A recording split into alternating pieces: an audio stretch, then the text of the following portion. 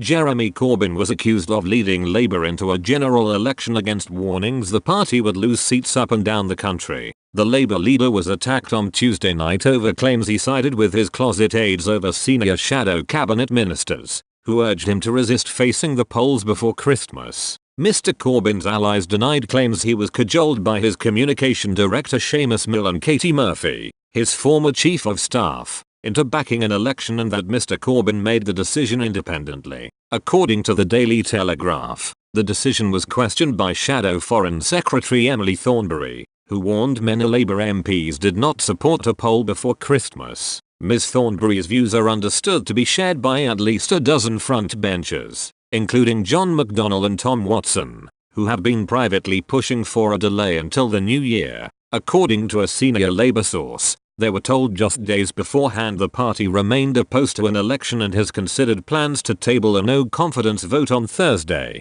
Mr. Corbyn surprised a meeting of the shadow cabinet on Tuesday morning after revealing he would now support a poll in early December because the threat of no deal was taken off the table. A present insider claimed Ms. Thornberry responded by highlighting the widespread unease among Labour MPs. Shadow Scottish and Welsh Secretaries Christina Rees and Leslie Laird were described as looking visibly worried. Ms. Thornberry is said to have raised similar concerns at a meeting on Monday, which prompted Diane Abbott to retort in 2017, "The same MPs were crying in my office as if it's a effing funeral. Then they all got re-elected with increased majorities." Labour Chief Whip Nick Brown also warned Mr. Corbyn he faced a rebellion on the backbench after dozens of MPs warned they would vote against a December poll regardless of the party whip. "This could be really damaging in Wales and Scotland, but up and down the country we are going to lose seats." A frontbench supporter of Mr. Corbyn dismissed their concerns over Brexit, claiming Labour would focus on the NHS,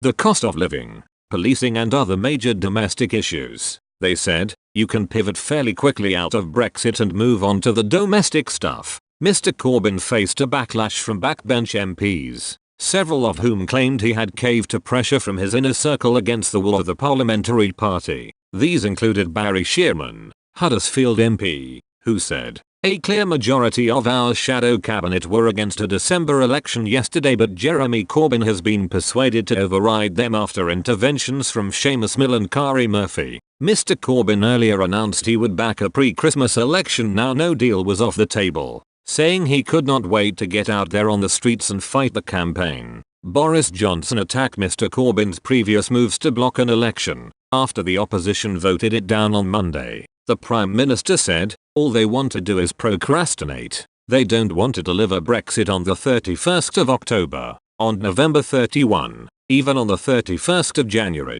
he added. "They just want to spin it out forever, until the 12th of never. And when the 12th of never eventually comes around, they'll devise one of their complicated parliamentary procedures and move a motion for a further delay and a further extension then." Mr. Johnson, introducing his December election bill, claimed an election was needed because delaying Brexit is seriously damaging to the national interest. He added a fresh parliament would have a new mandate to deliver on the will of the people and get Brexit done. MPs overwhelmingly backed the early parliamentary general election bill at its second reading without a formal vote early Tuesday evening, but MPs then tried to amend the bill in its next stage in the Commons. Cross-party MPs tried to push through last-minute attempts to give EU nationals and 16-year-olds a vote. The plans were described as wrecking amendments which, if passed, would have led to the government pulling support for the bill.